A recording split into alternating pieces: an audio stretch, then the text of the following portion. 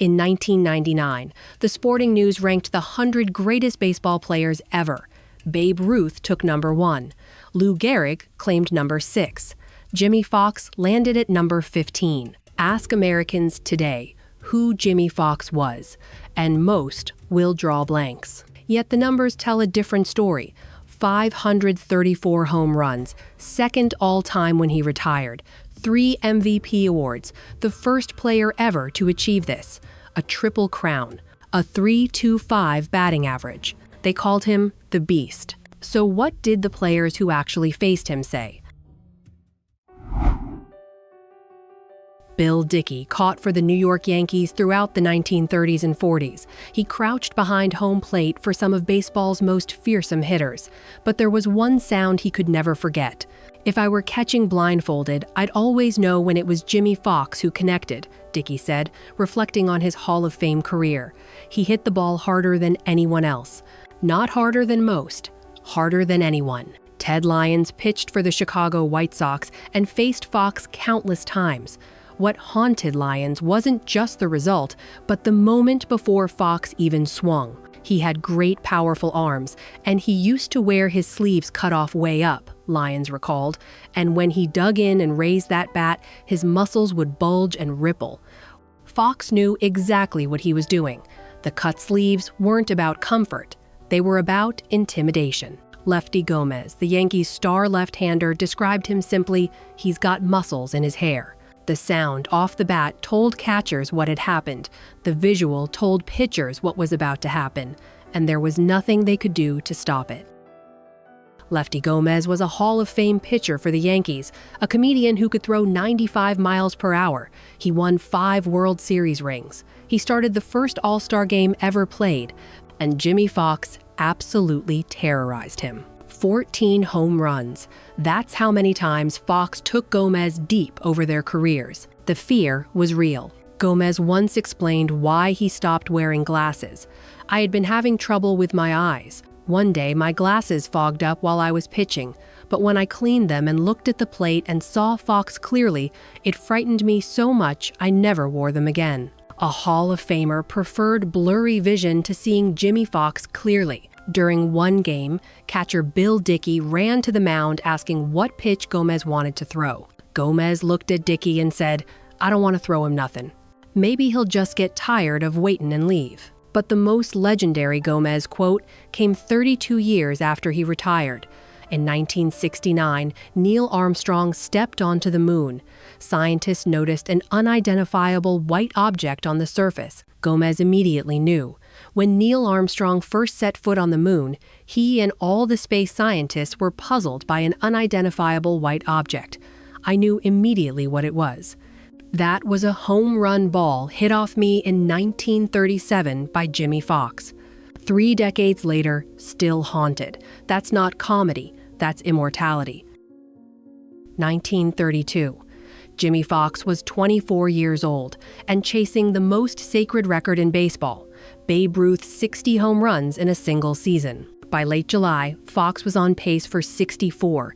The baseball world watched. Then, obstacles emerged. Several ballparks had installed screens above the outfield fences. Foxx hit between 4 and 12 balls that cleared the fence but hit the screens.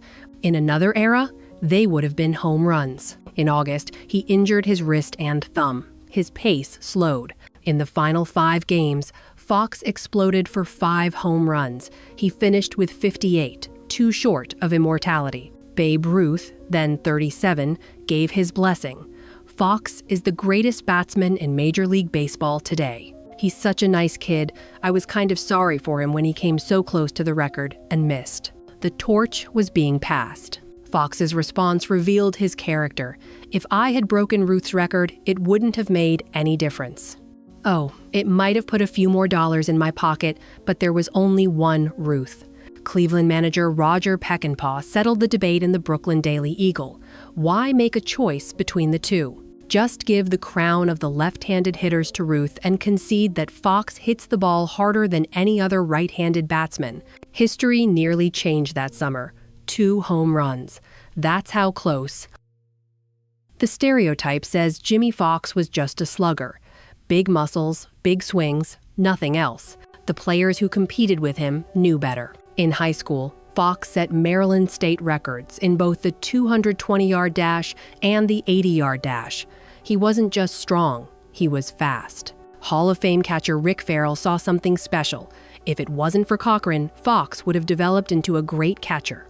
He was the greatest all-around athlete I ever saw play Major League Baseball. The greatest all-around athlete. Not the greatest slugger, the greatest athlete. In 1940, Foxx was 32, with 15 years of service. After badly spraining his knee, he volunteered to catch to help his struggling team. He caught for nearly 6 weeks. Red Sox manager Joe Cronin marveled in the Boston Evening Traveler. He's a marvel, isn't he? Tell me, who was a better all-around ball player than Foxy? Why, right now I'd say he was the best catcher in the American League. Teammate Bill Werber confirmed what stats couldn't capture. Jimmie was probably the fastest player on their Red Sox team, and Werber was a very good runner and base stealer himself. Over his career, Foxx played every position except second base and center field. He even pitched, posting a 1.59 ERA. The Beast could do everything. The nickname The Beast conjures images of aggression and violence. On the field, Foxx earned it with every monstrous home run. Off the field, he was the opposite. Foxx tipped lavishly. He'd pick up the tab for everyone at restaurants. Fans would approach for autographs, and he'd leave his meal to accommodate them. Teammates adored him. Opponents respected him. In 1942, the Red Sox released him near the end of his career. Teammate Charlie Wagner captured the reaction. When Jimmie was released, it was a shock to us all because he was greatly admired by every one of his teammates. Greatly admired. Not just respected as a player, but admired as a person. His nephew, Del Foxx, remembered something telling. Speaking to the Lions Club years later, Del recalled, when others complained that he didn't receive his share of attention, he would smile and say, "It's all right. It's a lot of fun anyway." Here was a man who hit 534 home runs, won 3 MVP awards, and could have demanded the spotlight. Instead, he smiled and said it was all right. Physical dominance combined with genuine kindness, that's the real meaning of the gentle beast. Ted Williams is arguably the greatest hitter who ever lived. He demanded perfection from himself and rarely praised others. When Ted Williams talked about Jimmie Foxx, something changed. In 1939, Williams was a 20-year-old rookie. Foxx was the veteran star. Williams watched, learned, and never forgot. 47 years later, historian Bill Jenkinson interviewed Williams. When Foxx's name came up, Williams said, "You just can't imagine how far he could hit a baseball." Jenkinson described how Williams spoke those words, almost like a prayer whispered in a church. On September 24, 1940, Foxx hit his 500th career home run. The next day, the Philadelphia Evening Bulletin quoted Williams, "What a man, and I'll bet he does it too." Williams believed Foxx would break Ruth's record of 714, but injuries accumulated, and there was something else. Williams later explained, Jimmie felt obligated to emulate the Bambino in every way, and that was not good. Ruth liked to party, but not as much as Foxx seemed to think.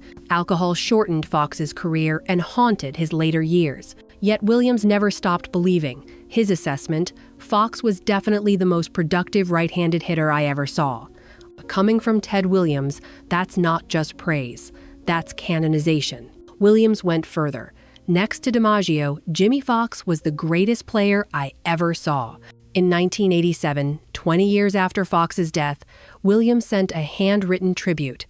"I'll never forget my old teammate and how nicely he treated me as a young, brash rookie, and what an impression he made on me when I first saw him hit.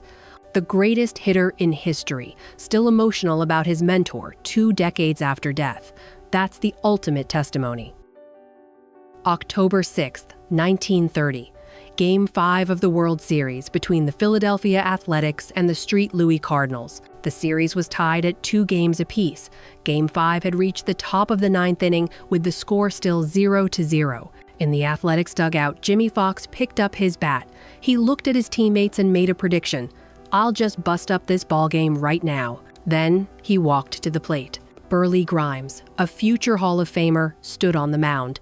He threw his pitch. Foxx destroyed it. The ball sailed into the St. Louis sky, a 2-run home run that gave the Athletics a 2-0 lead. They won. 2 days later, they claimed the World Series championship. Years later, when asked about his greatest day in baseball, Foxx didn't mention his MVP awards or his 58 home runs. He chose that moment, Game 5, 1930, the day he called his shot and delivered. Team success over individual glory.